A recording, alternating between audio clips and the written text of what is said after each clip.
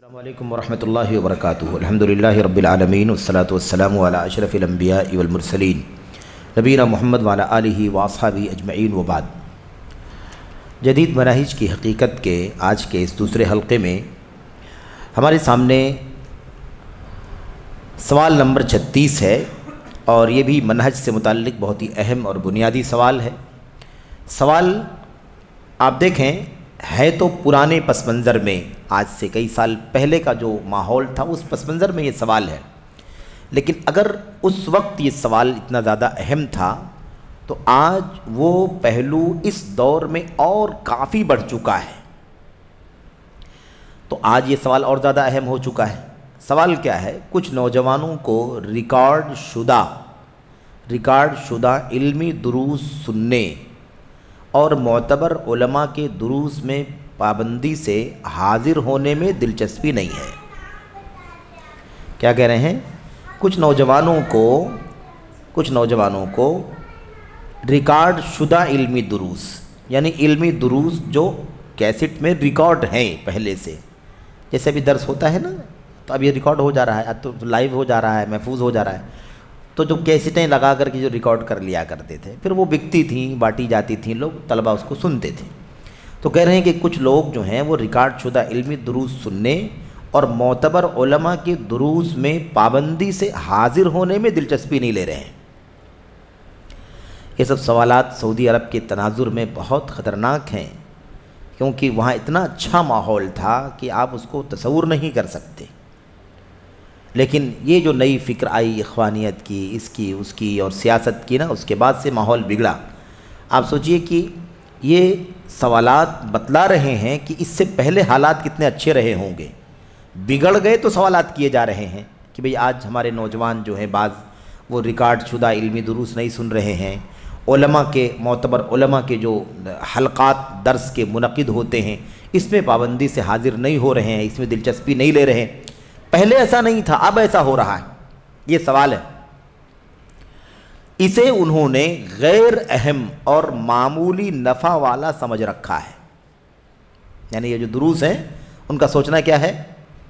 کوئی اہم چیز نہیں ہے، کوئی قیمت نہیں ہے اس کی، اور نفع ہوگا اگر تو بہت معمولی نفع اس کے اندر، یعنی کوئی خاص فائدے کی چیز نہیں ہے۔ اور موجودہ عصری سیاسی تقریروں کی طرف متوجہ ہو گئے ہیں۔ موجودہ عصری یعنی اس زمانے کی تقریروں کی طرف، سیاسی تقریروں کی طرف متوجہ ہو گئے ہیں۔ تو اب سیاسی تقریریں، اچھا آج بھی دیکھیے آپ کہ کتنے ہمارے نوجوان ہیں، اگر کوئی مثال کے طور پر کوئی سیاسی پلیٹ فارم مل جائے، کوئی سیاسی سٹیج مل جائے کہ فلاں جگہ پر کوئی آ رہا ہے اور سیاسی بیان ہونے والا ہے اور وہ اپنی پارٹی کے بارے میں بتائے گا، اپنے الیکشن کے بارے میں بتائے گا وغیرہ، تو اتنی بھیڑ اکٹھا ہوتی ہے نوجوانوں کی کہ آپ جو ہے حیران ہو جائیں ان کی توجہ سے۔ اور وہی معاملہ آپ کو علمی دروس ہیں، اجتماعات ہیں، پروگرام ہیں، خطابات ہیں، خطبے ہیں، آپ کو چند نوجوان بھی آپ کو دیکھنے میں نہیں ملتے۔ تو اس کا مطلب ہے نا کہ سیاسی چیزوں میں دلچسپی زیادہ ہے، علمی چیزوں میں دلچسپی کم ہے۔ تو موجودہ سیاسی تقریروں کی طرف متوجہ ہو گئے ہیں جن میں سیاست اور عالمی حالات پر گفتگو ہوتی ہے، سیاست پر گفتگو ہوتی ہے تقریروں میں، اور عالمی حالات، دنیا کا منظرنامہ کیا ہے، اس پر گفتگو ہوتی ہے۔ ان کا عقیدہ یہ ہے کہ یہ زیادہ اہم ہیں۔ ہم نے کہا نا کہ سب سے برا ہے، اس کا نقصان کیا ہے کہ ان کو زیادہ اہم سمجھتا ہے، اور دین اور عقیدے کی باتوں کو پڑھنا اس کے ہاں اہم نہیں ہوتا ہے، اس کی طرف توجہ بڑھ جاتی ہے، ادھر سے توجہ ہٹ جاتی ہے۔ تو ان کا عقیدہ یہ ہے کہ یہ زیادہ اہم ہے، کیوں اہم ہے؟ کیونکہ ان میں واقع کا اہتمام ہے۔ واقع یعنی کرنٹ حالات، کرنٹ ایشوز کی بات کی جا رہی ہے، اس لیے یہ زیادہ اہم ہے۔ اور یہ جو عقیدہ اور دین ہے تو لکھا ہوا کتابوں کے اندر، اور علماء بتاتے رہتے ہیں، اس کی کون سی صبح شام چلتا رہتا ہے۔ یہ کرنٹ حالات ہمیں جاننا چاہیے، اس کو پڑھنا چاہیے، اس کو سننا چاہیے، یہ زیادہ اہم ہے، کیونکہ اس کا تعلق موجودہ مطلب جدید ایشوز سے اس کا تعلق ہے، جو ابھی چل رہا ہے اس سے اس کا تعلق ہے، تو اس میں واقع کا اہتمام ہے۔ آپ اس قسم کے نوجوانوں کو کیا نصیحت فرمائیں گے؟ شیخ صالح فوزان ایسے نوجوانوں کو کیا نصیحت فرمائیں گے؟ تو صاف صاف بات کیا ہے، علمی دروس پڑھنے سننے سیکھنے میں دلچسپی نہیں لیتے ہیں، سیاسی تقریروں میں زیادہ دلچسپی لیتے ہیں اور کہتے ہیں یہ زیادہ اہم ہے، علمی دروس اہم نہیں ہے، اس لیے یہ اہم ہے سیاسی تقریریں کیونکہ اس میں جدید اور کرنٹ حالات پر گفتگو ہوتی ہے، دنیا کی سیاست کا ہمیں پتہ چلتا ہے۔ ایسے لوگوں کو نصیحت جواب میں شیخ کہتے ہیں یہ مسئلہ بھی ویسے ہی ہے جیسا کہ گزرا، یعنی جو جواب پہلے گزرا ہے اسی سے ملتا جلتا ہے۔ عقیدے کے علم اور شرعی مسائل کی معلومات کے بغیر، عقیدے کے علم اور شرعی معلومات کی بغیر عام خطابات یعنی جنرل تقریریں، صحافت یعنی جو کچھ لکھا جا رہا ہے میڈیا پر، اور دنیا میں جو کچھ ہو رہا ہے وغیرہ، اس میں مشغول ہونا گمراہی اور تباہی ہے۔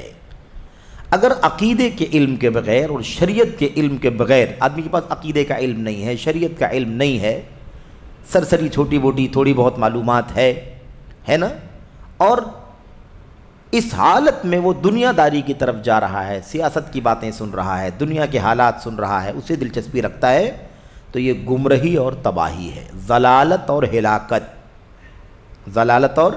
ہلاکت۔ ایسے آدمی کی فکر خلط ملط اور منتشر ہو جاتی ہے جب عقیدہ ہے ہی نہیں۔ ایک آدمی کے پاس عقیدہ نہیں ہے، اس کو نہیں معلوم کہ مسلمانوں کے حاکموں کے ساتھ ہمارا رویہ کیا ہونا چاہیے۔ تھوڑا سا کھول دیتا ہوں میں اس نقطے کو جو خاص طور پر ہے۔ جیسے بھی ایک آدمی کو عقیدے کی معلومات، ہم نے کہا شروع میں کہ عقیدہ کہا جائے گا تو اس میں سب آئے گا، اور توحید کہا جائے گا، عقیدہ توحید تو خالی ایمان باللہ پر بات ہوگی۔ تو عقیدہ کا جو مسئلہ ہے اس میں مسلمانوں کے حکمرانوں کا بھی مسئلہ ہے، مسلمانوں کے حکمرانوں کے ساتھ ہمارا سلوک کیا ہونا چاہیے۔ بھئی ہم پڑھ چکے ہیں کافی اس حوالے سے کہ جب تک کھلم کھلا کفر نہ ہو کوئی بغاوت کا کام نہیں کیا جا سکتا، اور نہ تو زبانی بغاوت، نہ تو قلمی بغاوت، نہ تو تقریر سے، نہ تو تحریر سے، نہ تو میڈیا سے، ہے نا، کسی بھی حیثیت سے مسلمانوں کے حکمرانوں کے خلاف عوام کو ابھارنا اکسانا جائز نہیں ہے۔ مارے، ظلم کرے، ستائے، گانا بجانا، فلمیں، شراب، نشہ، سب کچھ اگر ہو جائے تب بھی بغاوت نہیں کر سکتے۔ اللہ کے نبی نے فرمایا کھلم کھلا کفر کرنے لگے اور اس کے کفر ہونے کے بارے میں تمہارے پاس قرآن و سنت کی دلیل ہو تو ہی تم بغاوت کر سکتے ہو، اور وہ بھی یہ کام عوام کا نہیں ہے، ان علماء کا ہے جو اس لیول کے ہیں، جو اس کو سمجھ سکیں کہ وہ کفر ہے کہ نہیں ہے، اس کے شرعی ضوابط بھی جان سکیں۔ تو یہ ہے، اب اگر کسی شخص کو یا عوام کو، نوجوانوں کو عقیدہ نہیں پڑھایا گیا، یہ بات ان کو نہیں معلوم ہے کہ ہماری ذمہ داری کیا بنتی ہے مسلمانوں کے حاکموں کے بارے میں، اور وہ سیاسی تقریر سننے کے لیے کسی اخوانی خارجی ذہنیت والے کی تقریر سنے گا، ان کو اکھاڑ پھینکو، ان کو ایسا کرو، اس کی حکومت کا تختہ پلٹ دو، اور یہ ہو رہا ہے اور وہ ہو رہا ہے، ملک میں تباہی چل رہی ہے، گانے چل رہے ہیں، فلمیں آ رہی ہیں، اور یہ ہو رہا ہے، سینما چل رہا ہے، بے پردگی ہو رہی ہے، وغیرہ وغیرہ، اس لیے ان کا تختہ کیا کرنا ہے؟ الٹ دینا ہے۔ تو اس نوجوان کا کیا حال ہوگا؟ بولے گا اس سے بڑا کوئی کام نہیں ہے آج کل، اس سے بڑا کون سا کام ہے؟ صحیح بات ہے، مسلمانوں کی حکومت، اسلامی حکومت، حرمین شریفین کے ملک پر قبضہ کر کے بیٹھے ہوئے ہیں اور ایسا کر رہے ویسا کر رہے، ان کو حق نہیں پہنچتا کہ حکومت کرے، اس لیے ان کو اکھاڑ پھینکو۔ تو اکھاڑ پھینکو تو کس کو لاؤ؟ جس کو لائیں گے وہ کون ہوگا؟ فرشتہ ہوگا۔ جو یہ بات کر رہے ہیں وہ کئی گنا بدتر ہیں، عقیدے میں بھی، عمل میں بھی، کردار میں بھی۔ یہ بات کرنے والے، ان کے چہرے دیکھ کے مسلمان بھی نہیں لگتا ہے کہ مسلمان ہے کہ نہیں؟ آپ حیران ہو جائیں گے کہ ایسی باتیں کرنے والوں کی زندگی میں فرائض تک نہیں رہتے، توحید خالص کا عقیدہ نہیں رکھتا، یہ گمراہی والا راستہ ہے نا۔ تو اگر عقیدے سے پہلے سیاسی تقریر سنیں گے تو کیا حال ہوگا؟ وہی خروج، وہی بغاوت، وہی مار دھاڑ، وہی دنگا فساد ہوگا کہ نہیں ہوگا؟ بھاگیں گے سب، یہاں چلو، اپنے گھر کی خبر نہیں، اپنے عقیدے کا پتہ نہیں، اپنے بال بچوں کا پتہ نہیں، اپنی بیوی کے عقیدے کا، ایمان کا، عمل کا کوئی پتہ نہیں، اس کو فلاں جگہ جا کر کے لڑائی کرنا ہے۔ یہ ہے نقصان، ایک اشارہ ہے صرف کہ اگر عقیدے کا علم نہیں ہوگا، اس سے پہلے سیاسی تقریریں، دنیا کے حالات، ممالک کے مسائل، انٹرویوز اور کیا کون کس کے خلاف کیا بولتا ہے، یہ سب سنیں گے، اور ملکوں کی برائیاں، حاکموں کی برائیاں، ملک میں کیا گناہ چل رہا ہے، کیا جرائم چل رہے ہیں، اس پر اکسانے بھڑکانے کی چیزیں جب آپ سنیں گے، ظاہر سی بات ہے کہ آپ اسی راستے پر چل پڑیں گے۔ اور یہی ہوا ہے، یہی ہوا ہے۔ تو یہی شیخ کہہ رہے ہیں کہ ایسے آدمی کی فکر خلط ملط اور منتشر ہو جاتی ہے، منتشر ہو جاتی ہے، بکھر جاتی ہے، کیونکہ اس نے خیر و بھلائی کو چھوڑ کر ایک معمولی چیز کو اپنا لیا ہے۔ خیر و بھلائی، ایمان، عقیدہ، توحید، حلال حرام، دین، فرائض، واجبات چھوڑ کر کے کیا پکڑ لیا ہے؟ سیاسی تقریر کا راستہ۔ تو اتنی بڑی چیز کو چھوڑ کر کے اتنی معمولی چیز پر چلا آیا ہے، تو یہی حال ہوگا اس کا۔ جبکہ اللہ سبحانہ وتعالیٰ نے ہمیں سب سے پہلے علم نافع حاصل کرنے کا حکم دیا ہے۔ ہمارا کام کیا ہے؟ سب سے پہلے علم حاصل کرو۔ اب شیخ نے ساری باتیں یہاں پر دلیلوں کے حوالے سے کی ہیں، اور ہم لوگ سرسری طور پر اس کو پڑھ کر کے بات ختم کریں گے۔ اللہ تعالیٰ فرماتا ہے فَاعْلَمْ أَنَّهُ لَا إِلَهَ إِلَّا اللَّهُ وَاسْتَغْفِرْ لِذَنبِكَ، آپ جان لیں، علم حاصل کریں کہ اللہ کے سوا کوئی سچا معبود نہیں ہے، اور اپنے لیے اور ایمان والے مردوں کے لیے، ایمان والی عورتوں کے لیے اللہ سے مغفرت کا سوال کیجیے۔ تو فَاعْلَمْ، اللہ فرماتا ہے نبی کو فَاعْلَمْ أَنَّهُ لَا إِلَهَ إِلَّا اللَّهُ، آپ جان لیجئے، یقین سے جان لیجئے کہ اللہ کے سوا کوئی سچا معبود نہیں ہے۔ تو پہلے توحید کا علم حاصل کرنا ہے، اور توحید کا علم حاصل کرنے کے لیے ہم درس میں بیٹھتے ہیں تو لوگ کہتے ہیں کہ یہ تو اس کا کیا فائدہ ہے، دنیا کے حالات کا پتہ نہیں آپ کو، کیا بیٹھ کے آپ لوگ پڑھتے رہتے ہو۔ اور آئے گی بات انشاءاللہ تبارک و تعالیٰ کہ باقاعدہ صحیح بخاری کا درس چلتا ہے تو لوگ کہتے ہیں بخاری میں کیا رکھا ہوا ہے۔ دوسری ایک کتاب، ایک رسالہ شائع ہوا ہے صوبائی جمعیت سے، منہج حق کی وضاحت اور فرقہ الاخوان المسلمون اور اس کی خفیہ تنظیموں سے انتباہ، چھوٹا سا رسالہ ہے 40-50 پیج کا، اس کے اندر اس کو بھی آپ پڑھیں، اس میں بالکل شارٹ میں ایک دم خلاصہ ان کے عقیدے کا، ان کی فکر کا، ان کے نظریات کا، یعنی اخوانیوں کا اور اخوانیوں کے راستے پر جو چلنے والے لوگ ہیں ان سب کے عقیدے کو کھول کر کے بیان کیا گیا ہے، صوبائی جمعیت میں ہے وہ، ابھی مطلب یعنی کیا کہتے ہیں اس کو، موجود ہے۔ ایسے اللہ فرماتا ہے هل يستوي الذين يعلمون والذين لا يعلمون، کیا علم والے اور بے علم والے برابر ہو سکتے ہیں؟ اللہ فرماتا ہے انما يتذکر اولو الالباب، عقل مند لوگ ہی نصیحت حاصل کرتے ہیں۔ تو عقل کو تذکر کے لیے استعمال کرنا ہے، عقل کو نصیحت حاصل کرنے کے لیے استعمال کرنا ہے، عقل کو شریعت پر حاکم بنانے کے لیے نہیں استعمال کرنا ہے۔ عقل کا استعمال کرو، قرآن و سنت سے نصیحت حاصل کرو، قرآن و سنت کو سمجھو۔ ایسے اللہ فرماتا ہے انما یخشی اللہ من عبادہ العلماء، حقیقت میں اللہ تبارک و تعالی سے اس کے علماء بندے ہی ڈرتے ہیں۔ اللہ سے حقیقت میں ڈرنے والے کون ہیں؟ علم والے، وہ بندے جو علم والے ہیں وہی اللہ سے ڈرتے ہیں۔ تو علم والا ہونے کی ضرورت ہے تاکہ اللہ کا خوف پیدا ہو۔ ظاہر سی بات ہے جس کو جتنا اللہ کے بارے میں علم ہوگا وہ اتنا اللہ سے ڈرے گا۔ اللہ کے نبی خود فرماتے ہیں کہ میں تم میں سب سے زیادہ اللہ کا علم رکھنے والا ہوں، اسی لیے تم میں سب سے زیادہ اللہ سے ڈرنے والا، اللہ کا تقوی اختیار کرنے والا ہوں۔ اچھا، اس کے بعد اللہ تعالیٰ فرماتا ہے وَقُلْ رَبِّ زِدْنِي عِلْمًا، آپ کہیے اے میرے پروردگار میرے علم میں اضافہ کر دے۔ حافظ ابن حجر کہتے ہیں، حافظ امام قرطبی کہتے ہیں کہ علم کے سوا کسی مسئلے میں اللہ تعالیٰ نے اپنے نبی کو بڑھوتری کی دعا کرنے کا حکم نہیں دیا ہے۔ علم ہی ایک ایسی چیز ہے جس کے بارے میں اللہ نے کیا فرمایا کہ آپ یہ کہیے ربی زدنی علماً، اے اللہ مجھے علم کے اعتبار سے بڑھا دے۔ اگر علم سے بڑھ کے کوئی چیز ہوتی تو اللہ تعالیٰ اپنے نبی کو اس میں بڑھوتری کی دعا کرنے کا حکم دیتا، لیکن علم سے بڑھ کے کچھ بھی نہیں ہے۔ تو نبی کو علم کی بڑھوتری کے لیے دعا کرنے کے لیے کہا جا رہا ہے، اور ہم علم سے دور بھاگ رہے ہیں، امتی ہیں، ادنا ہیں، کمزور ہیں، دور ہیں، پھر بھی علم سے ہمیں دور کیا جا رہا ہے۔ یہ جو لوگ سیاسی تقریریں سنانا چاہتے ہیں، دنگا فساد کی ذہنیت رکھنے والے لوگ، ایسے لوگوں کا مسئلہ کیا ہے کہ وہ نوجوانوں کو، شباب کو علم سے علماء سے دور بھی کرنا چاہتے ہیں. ان کے قریب رہیں گے تو ہمارا کام نہیں ہوگا, ان کے قریب رہیں گے تو ہمارا مقصد, ہم اپنے مقصد میں ناکام ہو جائیں گے, کیونکہ علماء روکیں گے, علماء سمجھائیں گے, بغاوت نہیں کر سکتے. علماء اپنے حاکموں کے لیے دعا کرو, ان کے لیے اللہ تبارک و تعالیٰ سے بھلائی کا سوال کرو, ان کی خیر خواہی کرو, ان کے ساتھ نصیحت کا معاملہ کرو. بغاوت کے تو وہ سمجھتے ہیں کہ علماء سے اگر ہم دور کر دیں گے تو ہی ہمارا مقصد ہمیں حاصل ہوگا.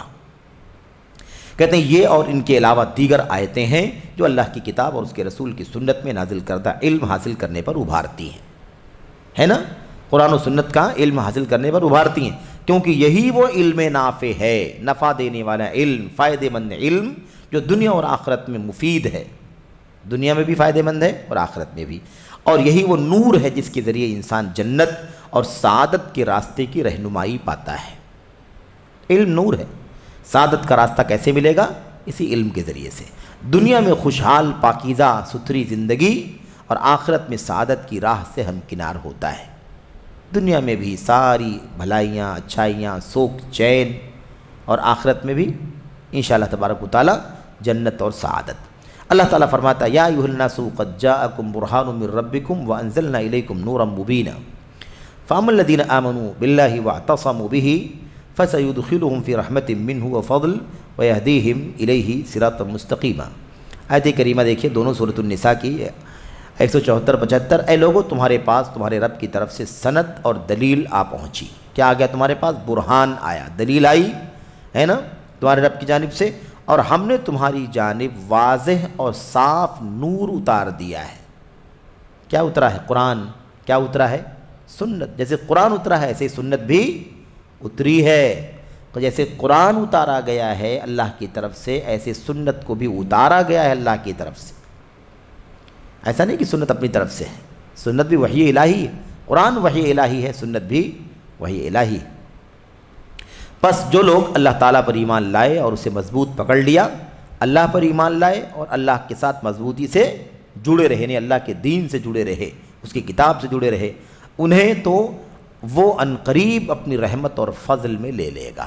اللہ تعالیٰ انہیں اپنی رحمت اور فضل سے نوازے گا اور انہیں اپنی طرف راہ راست دکھا دے گا. یعنی دنیا میں بھی اللہ کا فضل ملے گا اور انہیں اللہ تعالیٰ اپنی طرف راستہ دکھائے گا, یعنی آخرت میں بھی وہ کامیابی سے ہمکنار ہوں گے, اسی راستے پر چلیں گے جو اللہ کو منظور ہے, جو اللہ جس سے راضی ہوتا ہے. تو یہ آیت کریمہ کا ترجمہ اور اس کا معنی ہے. اسی طرح ہم اپنی نماز کی ہر رکعت میں سورۃ الفاتحہ کی تلاوت کرتے ہیں, ہر رکعت میں سورۃ الفاتحہ کی تلاوت کرتے ہیں, ہے کہ نہیں؟ اس میں یہ عظیم دعا موجود ہے, اہدنا الصراط المستقیم صراط الذین انعمت علیہم غیر المغضوب علیہم ولا الضالین. یہ آیت کریمہ آپ دیکھیے دونوں, اس کے اندر صاف بات کیا ہے کہ ہم اللہ تبارک و تعالیٰ سے سیدھے راستے کا سوال کرتے ہیں. سیدھا راستہ کون سا ہے؟ قرآن کا علم, سنت کا علم, اس میں جو مل رہا ہے وہی سیدھا راستہ ہے, صراط مستقیم. اسی لیے صراط مستقیم کا جو لفظ آیا ہوا ہے نا, یا صراط مستقیم, سیدھا راستہ, سیدھا راستہ, اس آیت کریمہ کی تفسیر حضرت ابو العالیہ ریاحی جو تابعی مفسر ہیں ان سے مروی ہے کہ ان سے کسی نے پوچھا کہ صراط مستقیم کیا ہے, صراط مستقیم کیا ہے؟ تو انہوں نے جواب دیا صراط مستقیم ہوا محمد صلی اللہ علیہ وسلم و صاحباہ. صراط مستقیم نبی کریم صلی اللہ علیہ وسلم اور آپ کے دونوں ساتھی ہیں, ابو بکر عمر رضی اللہ عنہما.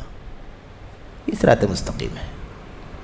پھر اس کے بعد جس کو جواب, جنہوں نے ابو العالیہ نے جواب دیا, تو اس نے جس کو بتایا تھا, ابو العالیہ نے جس کے سوال کا جواب دیا تھا, وہ پھر گئے کسی اور کے پاس اور دوسرے مفسرین کے پاس, اور جا کر ان کو بتایا کہ صراط مستقیم کی تفسیر میں نے پوچھا کہ صراط مستقیم سیدھا راستہ کیا ہے, تو ابو العالیہ نے یہ جواب دیا, آپ کے پاس کیا تفسیر ہے؟ انہوں نے کہا ابو العالیہ نے جو کہا وہی صحیح ہے, تائید کی. تو اس طریقے سے آپ سوچیں کہ صراط مستقیم نبی ہیں صلی اللہ علیہ وسلم, صراط مستقیم ابو بکر صدیق ہیں, عمر بن خطاب ہیں, اور پھر ایسا نہیں کہ عثمان اور علی نہیں ہیں, اسی راستے پر سارے صحابہ ہیں. یہ تو بطور مثال بڑے لوگوں کا نام ہے, اونچے لوگوں کا, اور اس کے بعد ساری صحابہ کا راستہ وہی راستہ تھا. بہرحال یہ ہے, تو ہمیں سیدھا راستہ دکھا, ان لوگوں کا راستہ جس پر تیرا انعام ہوا ہے, نہ اللہ کی غضب کے مارے ہوئے اور نہ گمراہ لوگوں کا راستہ۔ جن پر اللہ تعالیٰ نے انعام فرمایا ہے وہ لوگ ہیں جو علم نافع اور عمل صالح دونوں سے آراستہ ہیں۔ علم نافع اور عمل صالح دونوں، نفع بخش علم بھی ہونا چاہیے، نیک عمل بھی ہونا چاہیے۔ بلکہ یہ تو وضاحت کے لیے بات آتی ہے، ورنہ صحیح کیا ہے، اصل کیا ہے؟ اصل یہ کہ علم نافع کہتے ہی اسے ہیں جس پر عمل کیا جا رہا ہو، کیونکہ علم کا نفع عمل ہی ہے نا۔ اگر علم حاصل ہو گیا اور اس کے مطابق عمل نہیں کیا تو نفع تو ملا ہی نہیں۔ تو علم نافع وہ ہے جس پر عمل کیا جائے، عمل کیا جانے والا علم دراصل علم نافع ہے۔ اگر ہم نے علم حاصل کر لیا اور عمل نہیں کیا تو وہ علم نافع نہیں ہوا، بلکہ ہمارے خلاف حجت بن گیا۔ ہم نے ایک لوڈ لے لیا کہ علم ہے اور عمل نہیں کیا، کل قیامت کے دن اللہ تبارک و تعالیٰ کے ہاں جواب دینا بہت مشکل ہوگا۔ تو جو لوگ علم نافع اور عمل صالح والے لوگ ہیں وہ کون ہیں؟ نبی، اللہ کے انبیاء، صدیقین، شہداء اور صالحین۔ یہ چار طبقے خاص طور پر اللہ تعالیٰ نے بیان فرمایا کہ یہ وہ لوگ ہیں جنہیں اللہ تعالیٰ نے علم نافع اور عمل صالح دونوں عطا فرمایا تھا۔ غیر المغضوب علیہم سے مراد وہ لوگ ہیں جنہوں نے علم حاصل کیا لیکن عمل نہیں کیا۔ یہودیوں نے علم حاصل کیا لیکن عمل نہیں کیا۔ گمراہ کون ہیں؟ جن لوگوں نے عمل کیا لیکن بغیر علم کے اپنی مرضی کے مطابق عمل کیا۔ کون ہے یہ؟ نصرانی، عیسائی۔ تو علم کے مطابق عمل، علم ہو، علم کے مطابق عمل نہ کرے، یہ کون ہے؟ اللہ کی غضب والے یہودی۔ اور جن کے پاس علم نہیں ہے، علم نہیں ہے، جہالت ہے، اور جہالت کے ساتھ وہ عمل کر رہے ہیں، ایسے لوگ گمراہ ہیں۔ سلف کہتے ہیں کہ یہ آیت کریمہ جو قرآن کریم کی سورہ فاتحہ کی آیت کریمہ ہے، اس کو سمجھنے کے لیے یوں سمجھیں کہ تو یہودیوں عیسائیوں کے بارے میں بتا دیا گیا، لیکن ہمارے لیے کیوں اتارا گیا اس کو؟ کیوں، کیا بتانا ہے ہمیں؟ ہمیں بتانا یہ ہے کہ جو علماء اپنے علم پر عمل نہ کریں ان میں یہودیوں کی مشابہت پائی جاتی ہے، اور جو لوگ جہالت کے مطابق عمل کر رہے ہیں ان کے اندر عیسائیوں کی مشابہت پائی جاتی ہے۔ یعنی گویا کہ علم حاصل کرنا ضروری ہے، عمل کرنا ضروری ہے۔ علم حاصل کر کے عمل نہ کرنا یہودیت کا راستہ ہے، اور بغیر علم کے جہالت کے مطابق عمل کرنا یہ عیسائیت کا راستہ ہے، اور یہ دونوں غلط ہیں۔ پہلی قسم وہ ہے جن پر غضب ہوا کیونکہ اس نے علم و بصیرت کے باوجود اللہ کی نافرمانی کی۔ دوسری قسم وہ ہے جو گمراہ ہے کیونکہ اس نے علم کے بغیر عمل کیا، علم کے بغیر عمل کیا۔ نجات وہی پا سکتے ہیں جن پر اللہ کا انعام ہوا ہے، اور یہ وہ لوگ ہیں جن کے پاس علم نافع اور عمل صالح دونوں ہے۔ علم نافع اور عمل صالح دونوں ہیں، لہٰذا ہمیں اس کا دھیان رکھنا ضروری ہے۔ تو علم کے بغیر عمل بہت خطرناک، اور علم ہونے کے باوجود عمل نہ کرنا یہ بھی بڑا خطرناک۔ تو بہت سارے علماء، بہت سارے لوگ ہے نا ہر دور میں رہے ہیں جن کے پاس علم تو بہت ہے لیکن زندگی دیکھو تو زندگی میں عمل دکھائی نہیں دیتا۔ انسان ہونے کے ناطے کمی کوتاہی سب کے اندر ہو سکتی ہے، اس کا انکار نہیں ہے، لیکن مسئلہ یہ ہے کہ آدمی عمل کی قیمت ہی نہیں، خالی علم کی باریکیاں اور علم کے نقطے دنیا میں بہت سارے بتا سکتا ہے وہ، لیکن زندگی میں اس کے اوپر علم کے مطابق عمل نہیں ہے۔ حضرت عائشہ صدیقہ رضی اللہ تعالیٰ عنہ سے تابعی روایت کرتے ہیں، ایک شخص آتا تھا اماں عائشہ کے پاس، اماں عائشہ کے پاس ایک شخص آتا تھا اور آپ سے مسئلہ پوچھتا تھا چلا جاتا تھا، مسئلہ پوچھتا تھا چلا جاتا تھا۔ ماں عائشہ ایسا کیا کروں، ایسا کیا کروں، ایسا کیا کروں؟ اماں عائشہ بتاتی تھی۔ ایک بار وہ آیا سوال کرنے کے لیے، تو ام المؤمنین نے ان سے پوچھا کہ یہ بتاؤ کہ تم آتے ہو سوالات وغیرہ کرتے ہو اور اس کے بعد جواب سن کر کے جاتے ہو، تو اس پر عمل بھی کرتے ہو کہ نہیں کرتے ہو؟ یعنی علم حاصل ہونے کے بعد عمل ہونا چاہیے، ورنہ وہ علم ہے اور عمل نہیں تو علم نافع نہیں ہے، پھر تو مصیبت کا سبب ہے نا۔ تو اماں عائشہ سے نے پوچھا تو اس نے کہا کہ نہیں ام المؤمنین عائشہ، عمل تو نہیں کر پاتا ہوں میں۔ تو ایسے بہت سارے لوگ ہیں نا جو بہت سارے مسئلے فتوے پوچھتے ہیں لیکن عمل نہیں کرتے۔ تو اماں عائشہ نے کہا اس سے کہ جب تم علم کے مطابق عمل نہیں کرتے ہو تو بھلا کیوں اللہ تبارک و تعالیٰ کی حجت اپنے اوپر بھی بڑھا رہے ہو، میرے اوپر بھی بڑھا رہے ہو؟ یعنی اللہ کی طرف سے حجت بڑھ رہی، نوٹ ہو رہا ہے کہ علم پھیلایا جا رہا ہے، علم حاصل کیا جا رہا ہے، عمل ہے ہی نہیں، تو کیوں تم میرے اوپر اور اپنے اوپر اللہ تعالیٰ کی حجت بڑھا رہے ہو؟ تو بہرحال یہ بڑا خطرناک مسئلہ ہے۔ خیر یہ بات ہو گئی۔ اس کے بعد کہتے ہیں جہاں تک واقع عصر یعنی زمانے کے کرنٹ موضوعات، زمانے کے کرنٹ موضوعات، اس کی بات ہے، کہتے ہیں یعنی زمانے کی موجودہ صورتحال میں دلچسپی کا مسئلہ، جیسا کہ لوگ کہتے ہیں، یا فقہ الواقع میں مشغولیت کا، وہی معنی ہے، فقہ الواقع کا مطلب بھی وہی ہے، مشغولیت کا مسئلہ، تو کہتے ہیں یہ شریعت کے علم و فقہ کے بعد ہونا چاہیے۔ کب ہونا چاہیے؟ شریعت کا علم ہو جائے، شریعت کی معلومات ہو جائے، فقہ ہو جائے، اس کے بعد ہونا چاہیے، کیونکہ انسان علم شرعی کی بنیاد پر ہی زمانے کی موجودہ صورتحال اور دنیا میں کیا ہو رہا ہے اور کیسے کیسے افکار و نظریات اور آرا آ رہے ہیں وغیرہ کا جائزہ لے سکتا ہے۔ جب علم ہی نہیں رہے گا دین کا تو سارے خبریں، ساری نیوز سن کر کے کیا ملے گا اس کو؟ جو کچھ بھی وہ جانے گا اس پر تجزیہ کیسے کرے گا؟ اس کے مطابق وہ فیصلہ کیسے کر پائے گا کہ اتنی ساری باتیں سن رہا ہوں تو کیا کرنا چاہیے، کیا نہیں کرنا چاہیے؟ تو علم حاصل کرنا پہلے ضروری ہے، اس کے بعد یہ تو وغیرہ کا جائزہ لینے کے لیے علم ضروری ہے، اور انہیں شریعت کے صحیح علم پر پیش کر سکتا ہے۔ یعنی بھائی آج بہت ساری ایشوز ہو رہے ہیں تو علماء یہ ساری باتیں سنتے ہیں تو ان کو علم ہے تو وہ فٹ کرتے ہیں نا کہ بھئی علم ہمارا یہ ہے، یہ باتیں آ رہی ہیں، کہاں تک صحیح ہے کہاں تک غلط، تو علم پہلے ہونا چاہیے تاکہ ان میں خیر و شر کی تمیز کر سکے۔ بھئی علم کی روشنی ہی ہم کو بتائے گی کیا اچھا ہے کیا برا ہے، ورنہ میٹھی میٹھی باتیں کرنے والے، خون گرم کر دینے والی باتیں ہے کہ نہیں، جذبات میں ایموشن ملانے والی باتیں تو بہت سارے لوگ کہنے والے ہے کہ نہیں، تو لیکن علم رہے گا تو آدمی فیصلہ کر سکے گا کیا صحیح ہے کیا غلط، جبکہ علم شرعی کے بغیر وہ حق و باطل اور ہدایت و گمراہی کے درمیان تمیز نہیں کر سکتا، ہے کہ نہیں۔ لہذا جو پہلے پہل یعنی اسٹارٹ میں ہی اسٹارٹ میں ہی ثقافتی مسائل یعنی جنرل مسائل، جنرل باتیں، صحافتی امور، میڈیا پر کیا لکھا جا رہا ہے، صحافتی یعنی لکھا جانے والا، آرٹیکلز، موضوعات، تبصرے، کمنٹ، یعنی یہ ساری چیزیں، صحافتی موضوعات، صحافتی امور اور سیاسی حالات پہ مشغول ہوگا، جبکہ اس کے پاس اپنے دین کی بابت علم و بصیرت نہیں ہے، وہ ان مسائل سے گمراہ ہو جائے گا۔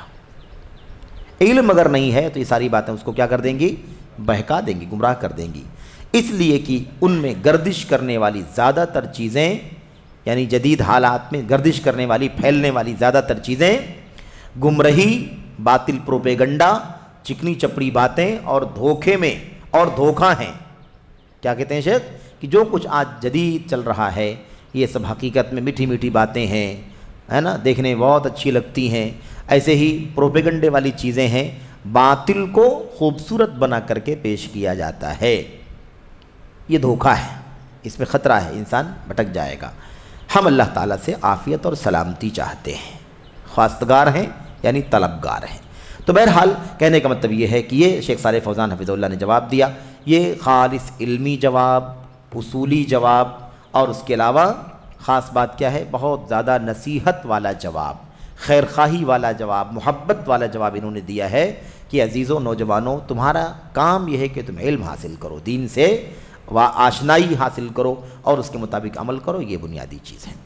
تو بہرحال یہ اس سوال کا جواب رہا، اور بقیہ باتیں انشاءاللہ آگے آئیں گی۔ یہاں پر ایک حاشیہ لکھا ہوا، اس پیج کا حاشیہ 230 کا پڑھ لیں، فقہ الواقع کے نعرہ لگانے والوں کا عیب۔ فقہ الواقع کے نعرہ لگانے والے کون ہیں؟ فقہ الواقع کے نعرہ لگانے والے اخوانی، الاخوان المسلمون کے لوگ، اخوانی حضرات، اخوانی ذہنیت کے لوگ، خارجی ذہنیت کے لوگ، یہ مراد ہیں۔ فقہ الواقع کا نعرہ لگانے والوں کا عیب خلیجی جنگ میں بے نقاب ہو گیا۔ جب خلیج کی جنگ چل رہی تھی، اب تفصیلات میں جانے کا تو نہیں موقع ہے اور نہ مناسب ہے، لیکن اس وقت جو ہے یہ بڑے نعرے لگاتے تھے، لیکن علماء نہیں ہٹے اس سے، علماء نے ان کی تائید نہیں کی۔ جو اپنے علماء ہیں سعودی عرب کے پختہ سلفی علماء، وہ ہٹے نہیں اس سے، وہ ہمیشہ قائم رہے سعودی عرب کے اسٹینڈ کے ساتھ، اپنے حاکم کے اسٹینڈ کے ساتھ قائم رہے، اور انہوں نے ان کی بات نہیں مانی۔ کہتے ہیں ان کی کوتاہی واضح ہو گئی، یہ جتنے فقہ الواقع والے تھے نا، ان کی کوتاہی واضح ہو گئی، ان کا پول کھل گیا جب انہوں نے کبار علماء کمیٹی کے فتوے کی مخالفت کی۔ جب وہ مسئلہ آیا تھا، جو بھی حالات تھے اس موقع پر، جو علماء سے فتویٰ لے کر کے سعودی حکومت نے فیصلہ کیا تھا، تو وہاں کی جو فتویٰ کمیٹی، جو کبار علماء بورڈ ہے جس کے شیخ صالح فوزان بھی ممبر ہے، تو انہوں نے جو جواب دیا تھا، اس جواب کہتے ہیں کہ اس فتوے کی مخالفت کی تھی اخوانیوں نے مخالفت کی تھی، اور یہ گمان کیا تھا کہ ان کا اٹکل پچو، یعنی جو ہوائی میں بات کر رہے ہیں وہ ہے نا، بغیر سر پیر کے جو بات کر رہے ہیں، کوئی دلیل نہیں، کوئی اصول نہیں، خالی سیاسی انداز کی تجزیے، تبصرے، کمنٹ کے انداز کی باتیں کہہ رہے ہیں، یہ سمجھتے تھے کہ ہمارا کام آ جائے گا، ہمارا یہ طریقہ ہمارے کام آ جائے گا، اور ان کا سیاسی و فکری عالم بلند و برتر ہو جائے گا، ان کا سیاسی اور فکری جھنڈا کیا ہو جائے گا؟ بلند ہو جائے گا، یعنی ان کا کام، ان کا مقصد حاصل ہو جائے گا۔ ہرگز نہیں اور ہزار بار نہیں۔ شیخ کہتے ہیں ایسا ہو ہی نہیں سکتا ہے کہ کوئی آدمی اپنے مقصد میں کامیاب ہو سکے۔ تو علم اور بصیرت کی روشنی میں کام کرنے والے علماء ہمیشہ الحمدللہ علم و بصیرت کی روشنی میں ہی عمل کرتے ہیں اور اسی راستے پر امت کو لانے کی کوشش کرتے ہیں۔ اس لیے علم کی روشنی میں آنے کی ضرورت ہے۔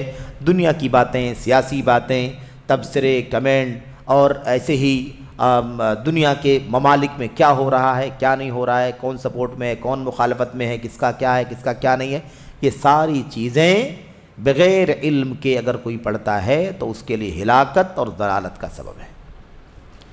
جتنے نوجوانوں کو میرے بھائیوں بہکتا بھٹکتا ہوا دیکھا جا رہا ہے دنیا میں، اس کی وجہ یہی ہے کہ ان کے پاس علم کی روشنی نہیں ہے۔ علم سے پہلے وہ سیاست اور دنیا کے ثقافتی مسائل کی طرف توجہ دے رہے ہیں، اور اسی قسم کے مولویوں اور اسی قسم کے لوگوں کے ساتھ وہ وابستہ ہیں، جڑے ہوئے ہیں۔ ورنہ اگر وہ آج علم کی روشنی میں آ جائیں، علماء سے وابستہ ہو جائیں، تو انشاءاللہ تبارک و تعالیٰ سارے مسائل ختم ہو سکتے ہیں۔ اللہ تعالیٰ ہم سب کو خیر کی توفیق عطا فرمائے، علم اور علماء سے وابستگی کی توفیق عطا فرمائے، سیاسی اور غیر ضروری باتوں سے اللہ تعالیٰ ہمیں دوری اختیار کرنے کی توفیق بخشے، آمین یا رب العالمین۔ وصلی اللہ وسلم وبارک علی نبینا محمد وعلی آلہ وصحبہ اجمعین۔ السلام علیکم ورحمۃ اللہ وبرکاتہ۔